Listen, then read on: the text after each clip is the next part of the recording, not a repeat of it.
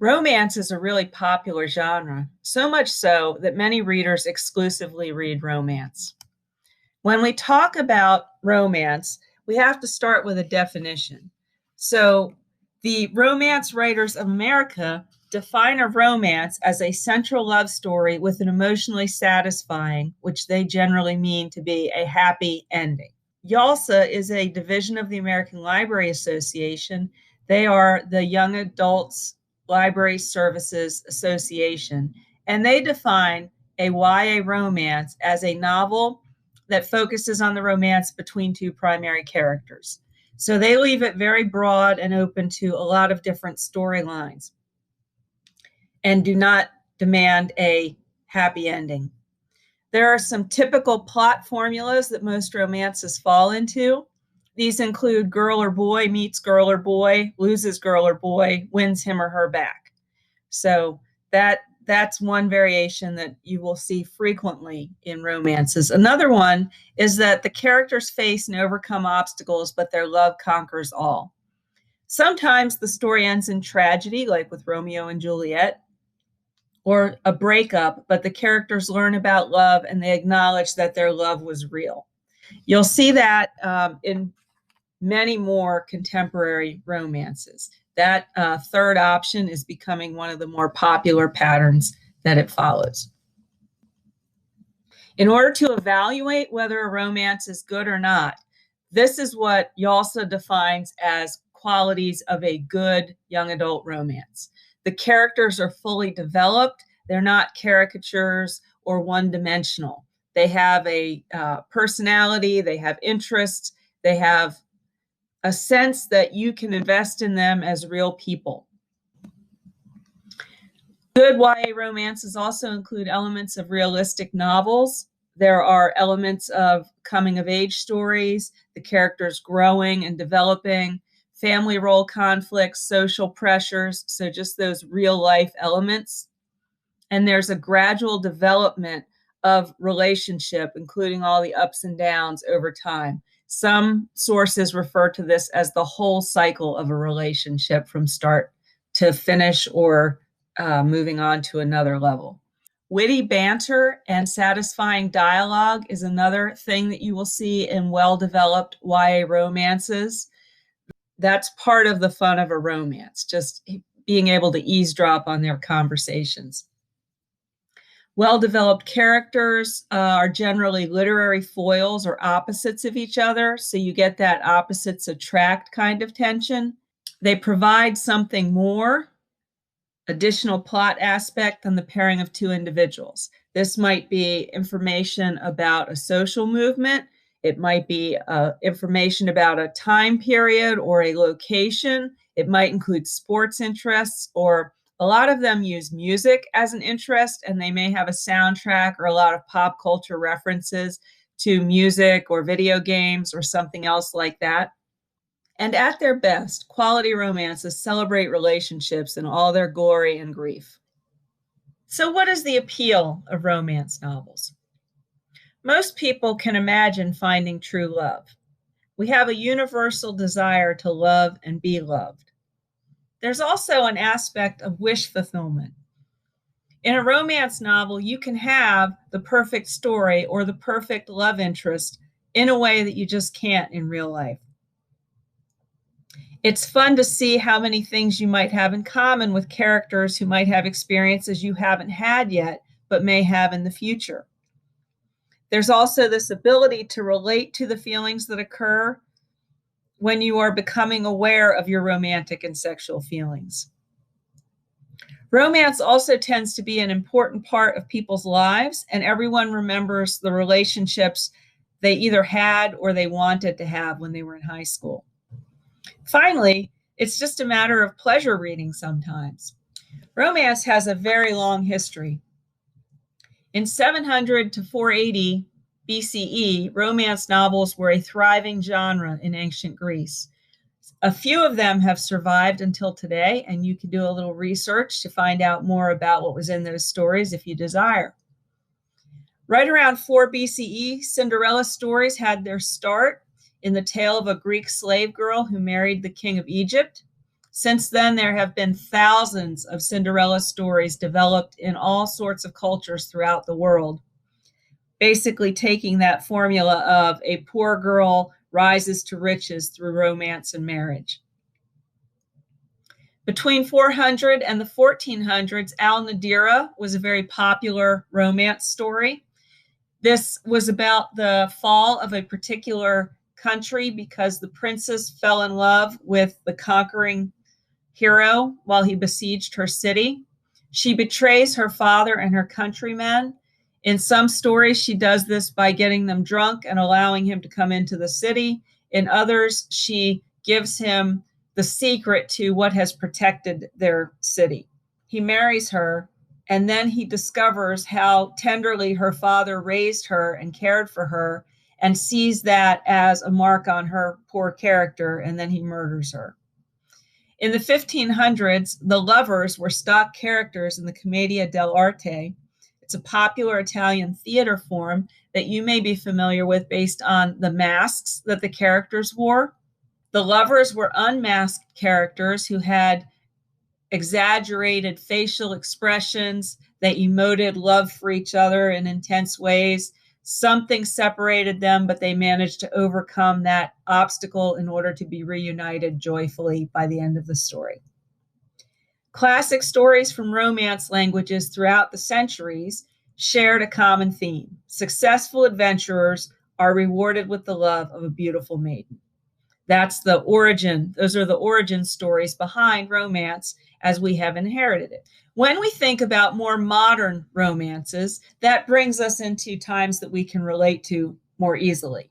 In the 1940s, romances targeting teenage girls were introduced. These were known as junior novels or malt shop novels. They were very tame. They encouraged traditional families. They encouraged girls to be loyal to their boyfriends and boyfriends to protect and care for their girlfriends. In the 1950s, small town settings were common. Traditional middle-class families were the focus. There were worries about dating and popularity that were reflected in the stories. Conventional gender roles were the norm. Kissing only. Things didn't go beyond kissing in these stories.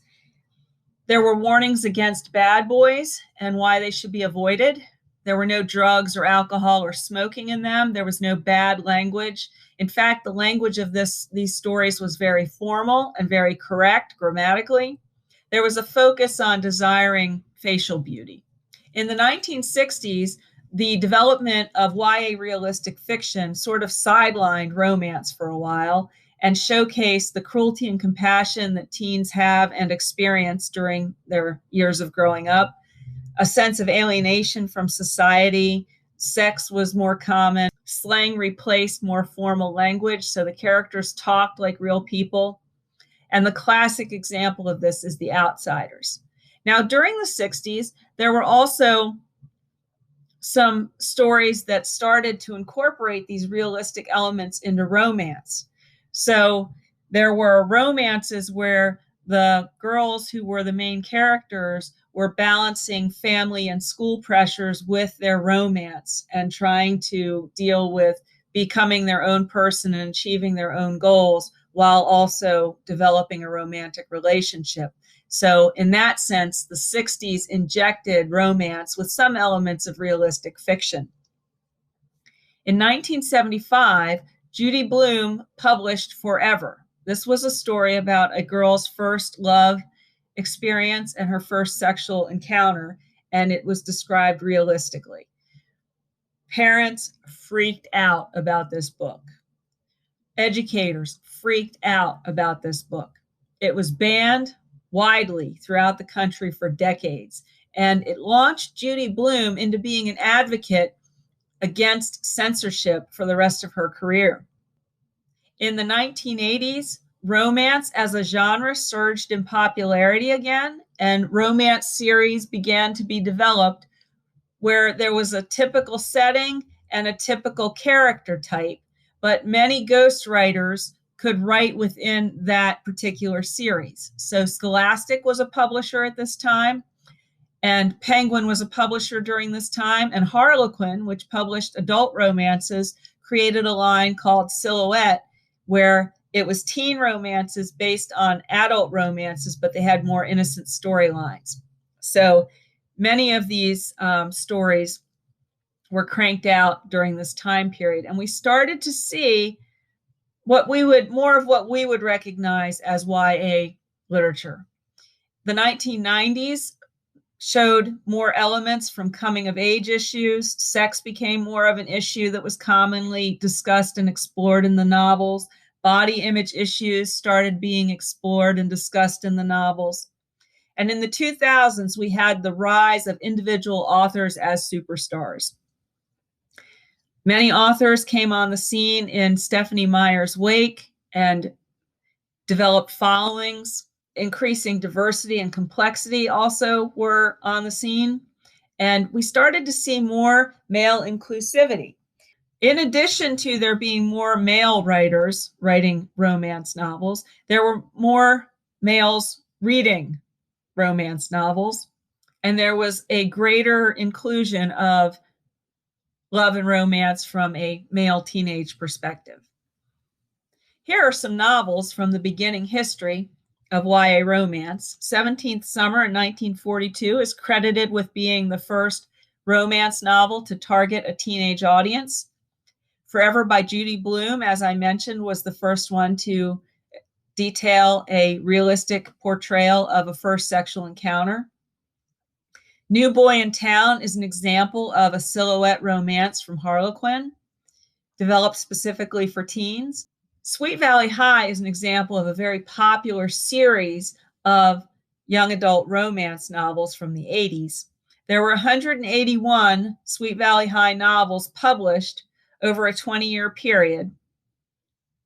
They featured twins who lived in California and were the main characters going to a high school in a small town. There were not only 181 novels, but there was also a TV series. There was a movie that was in production. There was a CD music soundtrack to go with it. There were spin-offs of middle school variations of that story and university novels about those characters' experiences. And then there were dolls and doll clothing. In the 80s, we started to see more diversity. Lesson in Love by Tracy West was the first Own Voices young adult romance novel for African-American teenagers. Annie on My Mind was the first YA novel to feature gay characters. Born Confused featured a main character who was from Southeast Asia. And Boy Meets Boy by David Levithan launched him as an author of LGBTQ romances. Historical romance is one of the popular subgenres of romance, and you will know from your experience reading historical fiction that the setting is an essential part of this type of story. The setting is vividly described. These are novels that are set in the past. And the setting is so important that it's almost a character within the story. In fact, these type of romances could only occur in these settings. They allow readers to imagine themselves living in different times and places. They often contrast the main characters based on their perspective. So this can happen in one of two ways. The main characters can be from the same time period, but one of them can have ideas that more closely reflect a contemporary perspective. And because of that, they stand out from everybody else in their era. And that is a cause that attracts their love interest to them. Other times, historical romances use a time travel idea where time travel is not a big deal in the story. There's just one thing that happens that transports a modern character to a historic setting. And after that happens, the whole story focuses on the historical setting and the romance that takes place there. So that's historic romance. Here are some excellent examples of it. A hugely popular subgenre of romance is contemporary romance. This is what most people think of when they think of YA romance. It includes a full cycle of a romance beginning with the meeting of the future couple. Occasionally, the characters will already know each other, and rather than having an adorable or awkward meeting, there's some kind of event that triggers them to have a change in feelings toward each other. Their relationship is tested or stressed by some event. These events can be a simple misunderstanding or a secret that gets blown out of proportion, or it could be a serious matter of life and death. Eventually, the conflict is resolved and the characters are able to fully acknowledge their love, but this does not always result in a happily ever after ending. In fact, more and more contemporary romance is using endings that reflect real life and a variety of outcomes. Many contemporary romances are considered adorable or fluffy or girly, and they can be spotted across the room based on their covers. Some, though, tend to focus more on the contemporary life aspect, and they can be sarcastic or dry-witted or outright weird. Some of them take on heavy, serious issues in fresh ways. The romance is definitely there, but it may not be the first thing that the reader thinks about. Still, others might have a heavy dose of trauma or life-threatening situations as part of the plot. These stories also frequently include aspects of YA themes like sports, music, LGBTQ characters. The appeal of these stories is that it's an avenue to explore romantic relationships that are happening in a realistic setting, potentially mirroring the attractions that teen readers may have in their own lives. There's also an inherent excitement to the idea of falling in love for the first time that a lot of people like to relate to. A lot more male authors are writing romances now, and they are representing the male perspective about romance, love, and sex. This happens in a lot of different ways. Some authors make a male character the protagonist, while other authors alternate chapters between the male character and the female character as they go through the story so that you get both perspectives. Novels targeting a female audience tend to focus on love and courtship and emotions. Novels targeting a male audience tend to focus on sexuality and sexual feelings. LGBTQ romance is a subgenre of contemporary romance. It's huge in the publishing world right now. In fact, their LGBTQ romances are being published much more frequently than other types of romances currently. They frequently focus on a growing awareness that a character has about their sexual identity as part of their coming of age story. There's often a coming out element. There may be conflicts with their family or cultural expectations. Romantic interests, there can be complications there for various reasons. It could be different expectation the characters have for what being out means. It could be about different gender identities and their implications for the characters. Also, it can be that characters who are friends have a situation where one wants to be more than friends and the other one doesn't feel the same way. These novels commonly feature a cross-cultural element as a literary foil or a sense of conflict due to different expectations and cultural or social pressures. Romances with spiritual elements have spiritual beliefs as an inherent part of the love story, character growth, or relationship development. And you can't take the spiritual elements out without damaging the storyline. These novels can be set in the context of any religious or spiritual belief system or culture. More of the conflicts are based on family issues than in secular romances.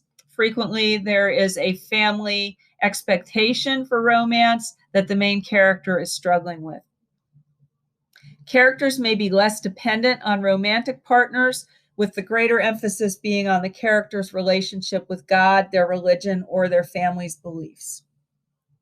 The appeal of the paranormal romance novel lies not only in the romance itself, but in the circumstances around the romance. Love must be between a human and a supernatural being, or a partially supernatural being. Usually the protagonist, who is often the human in these novels, is put in some kind of danger where they come to realize they can overcome the danger either on their own or with the help of the supernatural love interest. It's this idea of a forbidden romance where two people should not be together, but against all odds, they make it work. It could also be about supernatural powers that can make the romance more magical and heighten the stakes for the love. There can be a scary factor where the love could literally kill you or kill the romantic interest. And there's this idea that the love is more true, more real, and more intense or loving than anything possible between two humans. Paranormal romances can go in two directions. Some of them place a great emphasis on virginity and equate it with goodness, and the heroine may seem ordinary to herself, but she's revealed by the paranormal love interest as extraordinary. The romance is fated by destiny, and resisting temptation leads to eternal love. On the flip side of that, others lean heavily on sexuality and the appeal of bad boys in the form of supernatural creatures who are forbidden. If we look at just the author who cracked this genre open, we have to take our hats off to Stephenie Meyer. She changed the scene of YA literature like no one before her had. The popularity and sales from Twilight convinced publishers to increase the length of novels. Before that, most YA novels were about 200 pages in length. Publishers didn't believe that teens would read longer books until Twilight proved that. The booming sales shifted how publishers and bookstores marketed to teens. Teen sections in bookstores were much more developed and set to highlight particular genres afterwards. And it's easy to compare her impact on the YA literature industry to J.K. Rowling's impact on reading. Fantasy romance usually involves tremendous world building. There's some world or situation that the characters live within that have their own rules, and the characters must work within those rules. There's usually an epic adventure of some sort, a grand scheme of good versus evil that the characters are taking on. There's lots of adventure built into these stories.